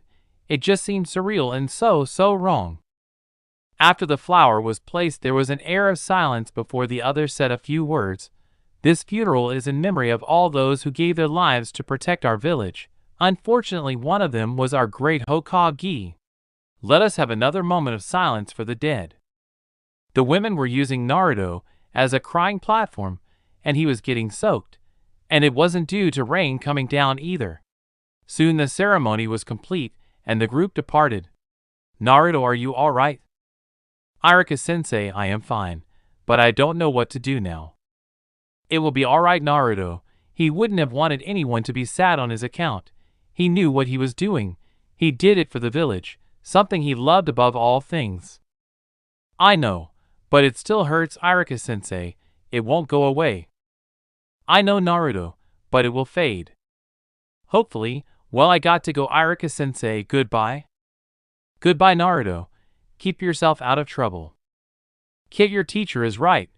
There is nothing left for to do but move on. And when we are done beating Orochimaru's face into a nice paste, I am sure we'll feel better about it all. Sounds good to me. The next day was an unusual day for our resident hero. He was trying to extract himself from a human sandwich with himself in the middle. Oh, come on, Anko, let me go. I don't think so. What do you think, Tenten-chan? I like where I am, don't you, Temari-chan? I don't mind it, but I wouldn't mind being in the front for a while. How about it, Kurenai? Nope, this is perfect for me, right, Naruto-kun? No, come on, I got to go get some ramen, I'm starving. If you're so hungry, I can make you something. You shouldn't eat so much of that ramen. Hey, Ichiraka ramen is the best. Isn't that right, Naruto-kun? I am Chan? You have some on you? Of course, I can make some for you now. Having the daughter of his favorite restaurant making food for him was a dream come true for Naruto. Don't forget extra hot chili sauce. I know, Naruto-kun. Well, while she is making lunch, let's all get a snack. Sure, have fun, girls. I'll be waiting here for Ayam-chan. Oh, we weren't talking literally. We want a Naruto snack. At the look in the women's eyes, Naruto knew he was boned. Nice one, Kit. I wanted some exercise before lunch. Taking over for a little bit, QB whet his appetite with a little bit of everything. Kurenai's peaches, Hinata's cream, and Anko's strawberries tasted all the more sweeter before a good meal. Screams could be heard as far away as the next 2 blocks, although the next 2 blocks were kind of quiet due to only men being in them. The girls' mothers and sisters enjoyed Naruto's flavor as well, and with the stamina of a demon, it was easy to serve so many. Let's make this a nice and long snack. Forming a number of seals, soon hundreds of Narutos were having the time of their lives, and it all came into the original. Ah! The sensations are incredible. You have to try this, Kit. It's so good. Enough, I want my ramen. Leave the depraved women alone. Fine, but let the clones have their fun too, though we're feeling the effects. Soon more screams could be heard. Mama, why are you on top of Naruto? Oh, Ino. I didn't see you there. Ah. It's, kind of hard to explain. Ah. Watching as her mother had fun, Ino definitely went the other way. Elsewhere. What happened to all the pretty ladies? Damn that fox, he got all of them. Still up to your usual foolishness? I am gathering data, but I don't think you just came up here for pleasantries. What do you want? You should know what we want before we ask it. No need to be so serious. Didn't the talks with the San go well? The San stated that Orochimaru tricked them, and they have surrendered to Konoha. That is not the issue here. Good to hear, but you don't have to tell me about it. Now back to work. We have come from an executive meeting, and they have stated that a new Hokage is vital and quickly. It has been decided by the council that you will be the new 5th Hokage. I don't think the job suits me. I'll pass. It is not a request. It has already been decided. And how are you not suited? You are a Sannin, aren't you? There is one more. Tsunade. Yes, she would be suited for the job, but we don't know where she is. I know where she is, and if you give me time I can get her here. The council may object. Do you really want a lazy ass like me being Hokage, or a witty person like Tsunade? Talking amongst themselves, Jiraiya waited for their response. We will accept that, but we insist that you take along 3 and B with you. Don't worry, I won't run away, and the 3 will only slow me down. Although there is one guy I want to come along. He is an interesting person. I have found a diamond in the rough, as they say. Back with Naruto and Co. Naruto was definitely having fun, or rather QB was having the fun. Naruto wanted his ramen. Are you done yet? Don't rush me. You should enjoy it, you know. I am not as perverted as you. I don't take 3 girls on at once. It's fun and educational, though they might not know what the heck is going on. Fine, I think Ayam-chan is done with the ramen. Fine, go eat it. I can't if you are controlling the body. Just become one of those clones or something. Idiot, just let go and let me eat my ramen. QB, although he was having fun, knew that he didn't want to get Naruto too angry. Fine, let me just finish up. With a few more intriguing moves, QB finished and left the rest up to the clones. Finally, Ayam-chan, you finished the ramen? Yep, though I want some reward for doing it for you. I don't have my wallet on me at the moment. Not that kind, you know what I want, Naruto-kun. Sighing, Naruto created 2 additional clones and let Ayam have her fun. Finally get to eat my ramen in peace. Or at least relative peace. Naruto could not block out all the moaning and groaning that was happening right next to him. Geez, Kit, let's eat and join back into all the fun. I want to eat it slowly, not rush like you. Anyways, you had your fun.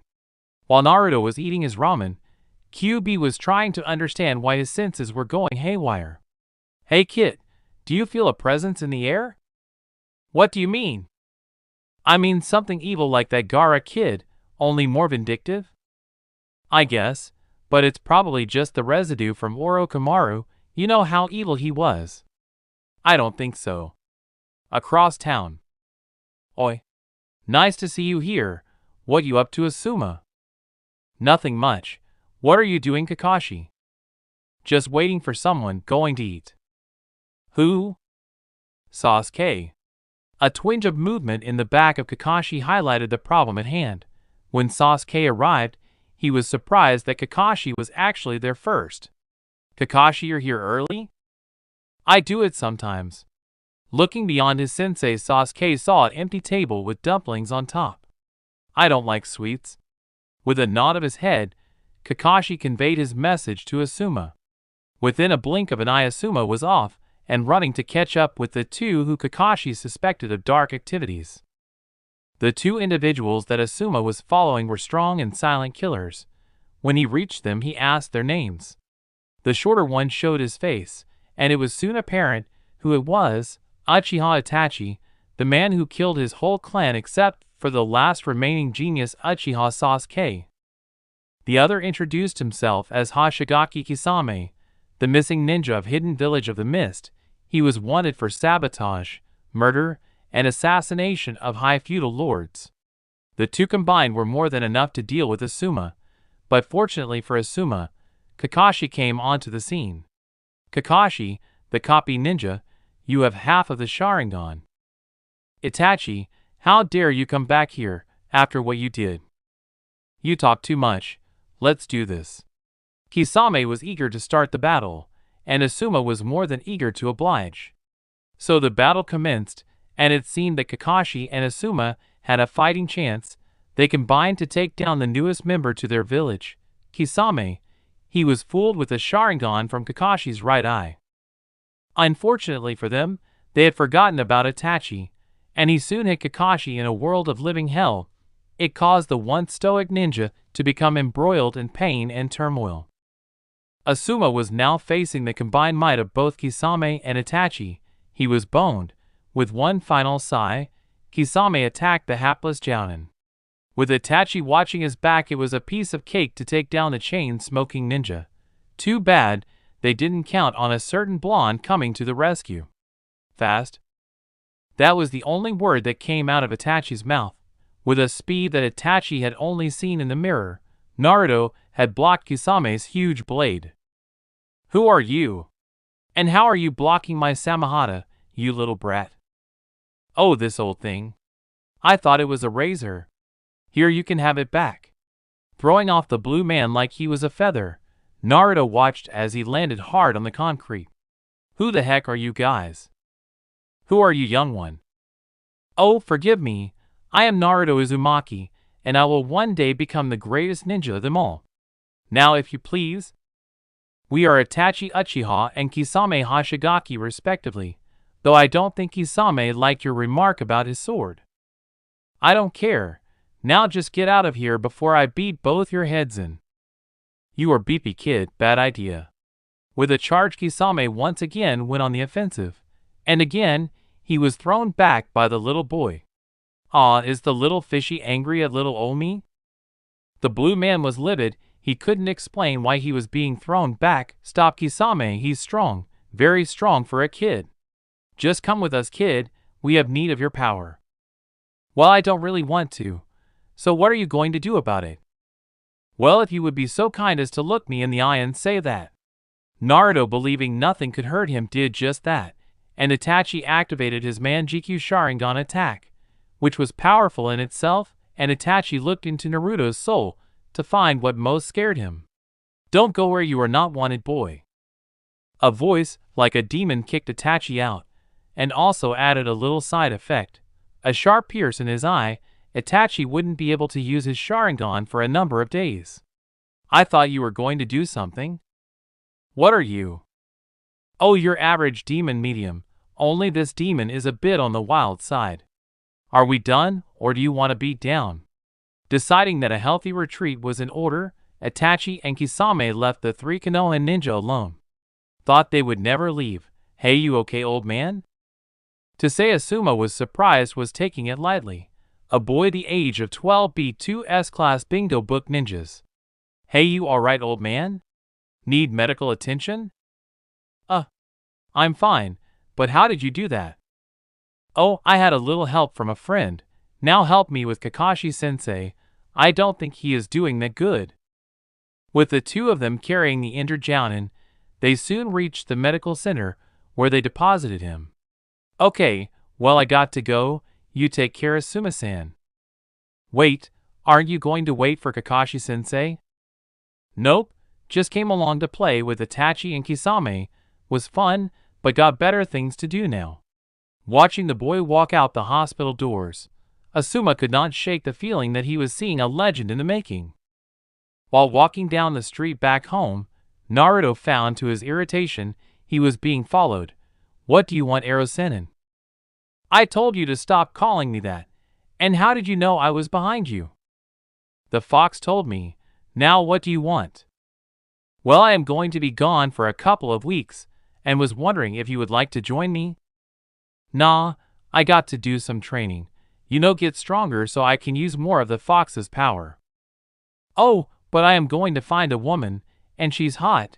So do you want to come now? I don't think so. I am not perverted like you. Ah well, I have something stronger than a Chidori. I guess I can ask if Sasuke wants to join me. Wait. I changed my mind, I'll come. Let me just get changed, Ero-sennin. With speed that rivaled the fourth Hokage's, Naruto headed home. That kid has got to be one of the most interesting in a century. When Naruto arrived home, he started to pack all his stuff and hoped to get out of the village before his family found out. Although it was unlikely, Naruto took the chance, and he was not surprised when he was accosted by both Temari and Hinata. Where are you going? Ero-sennin said he is going to teach me a new technique, but I have to leave the village for a while to learn it. Then we have to go with you. How weird would it be for me to take over 1,000 with me wherever I go? We don't really care about how weird it looks. You are not going without us. Seeing that this conversation was going nowhere, Naruto decided to just make a run for it. And out he went in search of Ero-sennin in hopes that the girls would not be able to catch up to him. Although with two jounins helping them, it was likely they could track him. Finally, are you ready? Yes, let's hurry. Why the rush? We don't have to come back that fast. Well, I just want to learn this new technique and get going. Still amused by the boy, Jiraiya instead just increased his pace, and soon they were going at a nice run through the countryside. Where did he go, Temari? How am I supposed to know? How about you use your brains instead of always using your chest to think? Hey, I'll have you know that Naruto loves my chest the best. Shut up, Anko. Let's just go find him and bring him back. But he said he was training with Jiraiya-sama. I know, Hinata, but that doesn't mean he has to train alone. I agree, let's go find him before we all get depressed. And with that, a mighty army marched out to get back their stolen lover. Sneezing a little bit, Naruto knew that someone out there must have been talking about him. Something wrong, Naruto? Nah, just thought I felt something, probably nothing. The pair soon arrived at a quaint little town. As Jiraiya went to gather information, Naruto headed into the hotel to train in peace. Why are we here, Kit? I wanted to stay with the women, they were fun. 1 foot. Aw, shut it, Fox, we need to get stronger. And Ero-sennin said he would show me a new, more powerful technique. I guess, but let's hurry back, I don't want to miss anything. Jiraiya was having the time of his life, letting a girl pull him around the town for over 3 hours. I can't believe my luck. 5 minutes into town, and I found a babe who wanted to show me around. What luck! While Jiraiya went to play, someone else came to visit the young host's body of QB. Hearing a knocking on his door, Naruto thought his sensei had already got dumped and was just returning home. What he saw when he opened the door was none other than Kisame and Itachi. Oh, it's you guys again. Didn't you learn from the last time? We need the fox's power, boy. Now hand it over. Obviously the two had not learned from last time, Thus they tried again to take the boy into custody. And again, they were thwarted. Too bad it wasn't by the power of Naruto. Sasuke just showed up and attacked his brother. I will kill you. I am going to kill you. Activating his Chidori, Sasuke charged at his brother to deliver the killing blow, but was blocked easily enough and had his wrist broken in two. You're a bother, now leave. Tossing his brother away like cardboard, Itachi next turned his attention to the holder of the Fox Demon's power. I guess I have to take care of you guys. Here we go. Gathering chakra into his hands, Naruto formed the seal to summon Gamabunta. Unfortunately, Kisame swung his sword. That is to say, unfortunately for Kisame. You see, with the amount of chakra that QB has, it could not be absorbed into a tiny blade such as Samahata. Thus, if the sword couldn't swallow it up, the chakra had to go somewhere, and that somewhere was into Kisame's body. How do you like my power? Hurts a little, don't it? With Kisame writhing in pain, Sasuke saw his opportunity to attack his brother once more, and once more he was thrown back, but this time he was driven into a world of pain and sorrow. Did you really think that the great Jiraiya could be fooled by a girl? Girls fall in love with the great Jiraiya. They can't seduce him. Itachi saw that he didn't have much of a chance against a Sannin and Naruto, but what made it even worse was when Jiraiya made the whole hallway into a frog's stomach. You won't escape from here. The frog will digest you where you stand. With Kisame in pain and writhing in his stupidity, Itachi had to think up a way to escape. Retreating once more, Itachi came face to face with a wall of meat. Using some of his most secretive of techniques, he blew a hole through the belly of the frog and jumped to freedom. He escaped, but how? Black fire? A rock frog spits out fire, and its internal organs were damaged by fire. I have to catalog this. Taking a scroll out, he absorbed the fire and went back in search of Sasuke. Sasuke wasn't in much better shape than Kakashi. The Sharingan's power really did a number on both of them. Within moments a scream could be heard, and then bruises were littered throughout Jiraiya's body. Maybe I should have taken a mirror. Sorry, Jiraiya-sama. Guy-sensei, what are you doing here? I am here to find Itachi. What are you doing here? I am on official Konoha business. What has happened to Sasuke? Itachi got him. I will kill Itachi, then I will skin that blue man alive. You can try, but you will lose and die against them. What would you have me do then? Wait here. No, we must finish our search, then we can rest. Who is going to take Sasuke back? Guy will, won't you, Guy? Seeing the glare pointed at him, Guy readily agreed with whatever Jiraiya said. Take care on your journey, Naruto, and always fight with the pride and youth of your generation. Guy, you really need to get out more. What's wrong, Jiraiya? Never mind, let's get going, Naruto. Sure, remember to take care of Sasuke. Thank you again, Guy-san. Watching the two walk off, Guy knew that he would eventually bow to the boy. How powerful is he? While Guy was heading back to Konoha, Naruto's family was catching up to him. Are we close, Anko-san? Yep, but it will still be at least another couple hours before we catch him, Hinata-chan. How are they hiding their trail so well? Well, he is with a Sannin, and you all saw what he did to my brother. Temari was right. The girls did see what happened and knew that if Naruto really wanted to, he could hide, run, and fight all at the same time. Well, they have to stop somewhere, and when they do, we'll be upon them like locust on rice. It seemed the fates liked to toy with the young boy. Just 2 hours later, the Sannin and Naruto were at the next stop on the search for the woman named as Tsunade. Alright, Naruto, let's head into town and see if we can't find Tsunade. Again? Didn't you gather enough information already? Yeah, but I need more. Sighing, Naruto just followed behind the pervert. We should have stayed home with our mates. It would have been more fun and more educational. True, but I want to learn that technique. Stopping in the middle of a bustling market, Jiraiya pointed to Naruto's sack and asked for it. What are you looking for?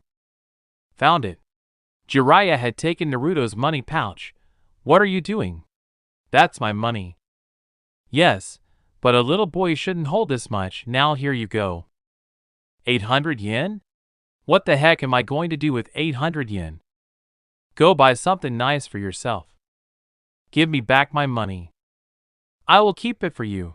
I'll give it back later. With that, Jiraiya melted into the crowd. Damn that pervert. He took my money. Good thing that is not my real stash. I got to give it to you, kid. You are not as dumb as you look. How much was in that frog? Oh, just enough to fool that pervert. My money is in my wallet. Now I just have to find a quiet place to get it. Naruto went around the town in search of a quiet area. What he found was a bunch of women looking for him. How are you all doing? Did you get my note? Note? There was no note. Now what the heck is your problem, Naruto? Sakura, you don't have to yell, I can hear you. What she means is, why did you leave us, Naruto-kun? Kurenai-chan, I needed to train with Ero Sennin. You know how it goes. We know, but you could have taken us with you. We could have helped you train. I don't know, Anko. You usually are just a distraction. You are all so sexy and juicy, and well, you get the point. We could have still helped your endurance and stamina. Now we have to do it the hard way. What do you mean? You know exactly what we mean. Get him, girls. Facing a horde of women, Naruto did what any normal man would do. He ran for his life. I told you to take them with us. Okay, I don't really need your insight right now. Let's just run, okay? While running through the woods is good training, it was even more worthwhile when being chased by over 1,000 horny and angry females. If we get out of this, remind me never to make them mad again. I could have told you that, kid. During his little romp through the woods, Naruto came onto varying degrees of traps, which seemed to be placed to slow him down. Guess they were expecting us. Why didn't you tell me that they were here? Oh, I thought it would be a heartfelt and tearful reunion, not a bloodbath like what is happening now. Soon, with the number of traps, Naruto could not keep up his speed, and he was caught. And again, like in days past, there was a bunch of moaning and lots of cries of pleasure. Told you to give up, kid. Just go with the flow. Plus, this could be considered as training, I guess. What Jiraiya found on his return to his young ward was a boy who was surrounded on all sides by about 1,000 women. Wow, I should be proud of the boy, but I am just jealous.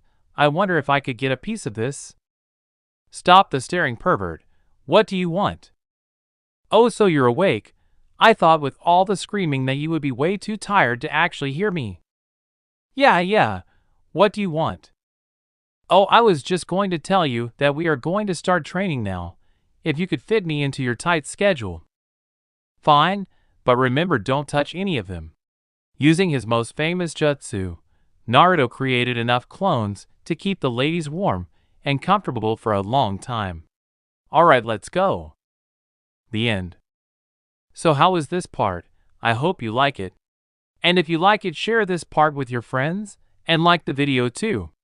And don't forget to subscribe our channel for daily awesome fanfiction. Okay, it's time for me to go. Bye-bye.